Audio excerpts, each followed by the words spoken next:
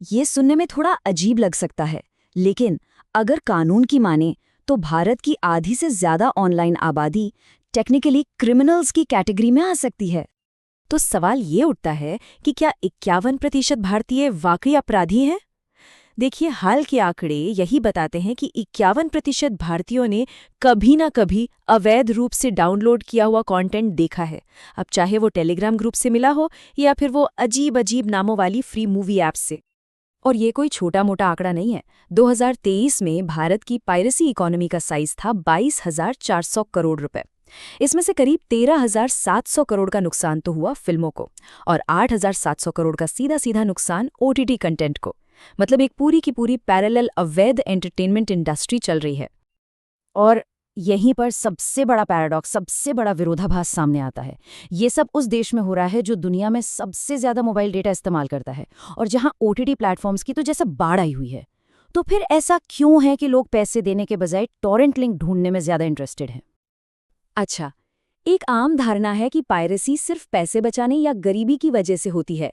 चलिए, इस सोच को तोड़ते हैं। असलियत ये है कि पायरेसी करने वाला सबसे बड़ा ग्रुप है 19 से 34 साल के लोगों का।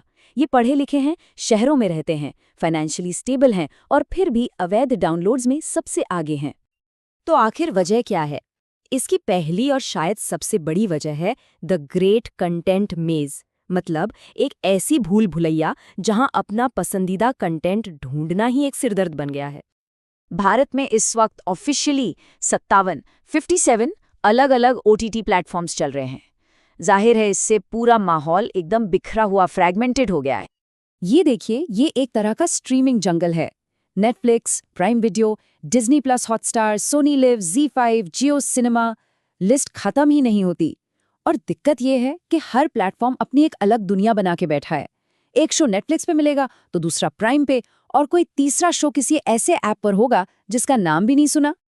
तो होता क्या है, जब कोई अपनी पसंदीदा फिल्म या शो ढूंढने जाता है तो हर जगह एक ही पॉपअप मिलता है, अभी सब्सक्राइब करें। ये बहुत फ्रस्ट्रेटिंग है और ये एक ऐसी फ्रस्ट्रेशन है जिससे आजकल लगभग हर कोई गुजर रहा है। अब ये चार्ट इस प्रॉब्लम को बिल्कुल साफ कर देता है। ये जो लंबा वाला बार है, ये दिखाता है कि अगर किसी को हर ओटीटी प्लेटफॉर्म का एक्सेस चाहिए तो उसे हर महीने लगभग 2,000 रुपये खर्च करने पड़ेंगे। लेकिन ये जो छोटा वाला बार है, वो दिखाता है कि असल में एक औसत भारतीय खर्च कितना करता है, सिर्फ 120 रुपये। ये गैप देखिए, बहुत बड़ा है। एक और बहुत बड़ी प्रॉब्लम है कंटेंट का मिसिंग इन एक्शन होना। मतलब इंटरनेशनल रिलीज या तो बहुत देर से होती है या होती ही नहीं। जैसे HBO मैक्स भारत में था ही नहीं, तो गेम ऑफ थ्रोन्स और द लास्ट ऑफ अस जैसे शोज लोगों ने कैसे देखे? जाहिर है टेलीग्राम और टोरेंट से। कई बार तो पसंदीदा शो किसी भी लीगल प्लेटफॉर्म पर मिलते ही नहीं हैं। तो इन सब वजहों से होता क्या है, कई लोगों के लिए पायरेसी सिर्फ एक ऑप्शन नहीं बल्कि कन्वीनियंस यानी सुविधा का एक शॉर्टकट बन जाती है। ये टेबल बहुत कुछ कहता है। ये साफ साफ दिखाता है कि क्यों इल्लीगल एक्सपीरियंस अक्सर लीगल एक्सपीरियंस से बेहतर महसूस होता है। पायरेसी प्लेटफॉर्म पे सब कुछ एक जगह, कोई विज्ञापन नहीं, फाइल हमेशा के लिए आपकी, और ऊपर से फ्री।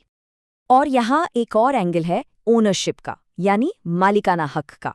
देखिए, भारतीय मानसिकता में ओनरशिप की बहुत वैल्यू है। ओटीटी पर कुछ देखने का मतलब है कि आप उसे किराए पर ले रहे हैं। सब्सक्रिप्शन खत्म तो कंटेंट भी गया, लेकिन डाउनलोड की हुई फाइल हमेशा आपके पास रहती है। कुछ लोग तो पायरेसी को ये कहकर जस्टिफाई भी करते हैं कि भाई इंटरनेट के पैसे दिए हैं तो कंटेंट पर भी हमारा हक है। ऊपर से लीगल प्लेटफॉर्म्स भी अपनी हरकतों से लोगों को दूरी कर रहे हैं। नेटफ्लिक्स ने पासवर्ड शेयरिंग पे रोक लगा दी, डिज्नी प्लस हॉटस्टार ने दाम बढ़ा दिए और प्राइम वीडियो ने तो बेसिक प्लान में भी एड्स डाल दिए। तो लोगों को क्या लग रहा है? यही कि वो पैसे ज्यादा दे रहे हैं और उन्हें मिल कम रहा है। तो मतलब साफ है, ये मामला सिर्फ पैसे बचाने का नहीं है, ये उससे कहीं ज्यादा बड़ा है।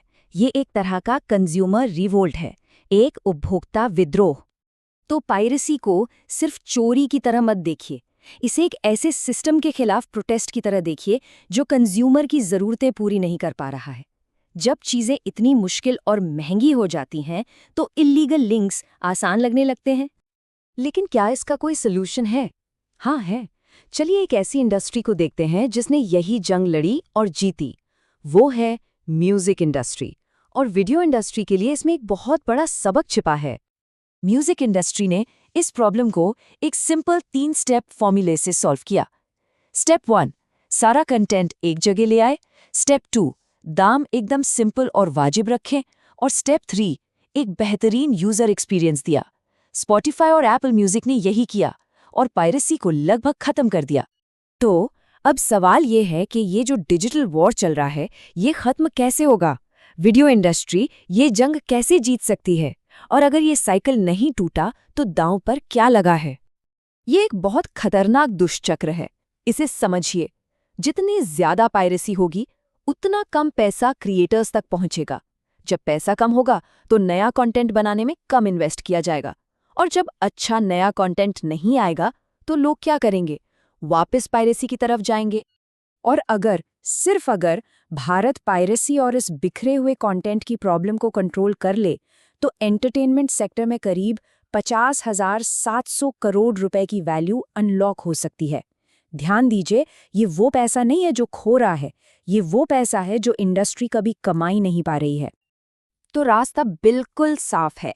प्लेटफॉर्म्स को यूजर्स से लड़ने के बजाय उनके साथ मिलकर काम करना होगा। सॉल्यूशन वही है, एक universal content aggregator, fair pricing और एक स्मूथ, आसान एक्सपीरियंस। और आखिर में ये सवाल कि भारतीय एंटरटेनमेंट का सबसे बड़ा विलन कौन है? क्योंकि अगर ये कल्चर नहीं बदला तो आने वाले सालों में इंडियन एंटरटेनमेंट का सबसे बड़ा विलन ना कोई प्रोड्यूसर होगा, ना सेंसर बोर्ड, बल्कि ऑडियंस खुद होगी।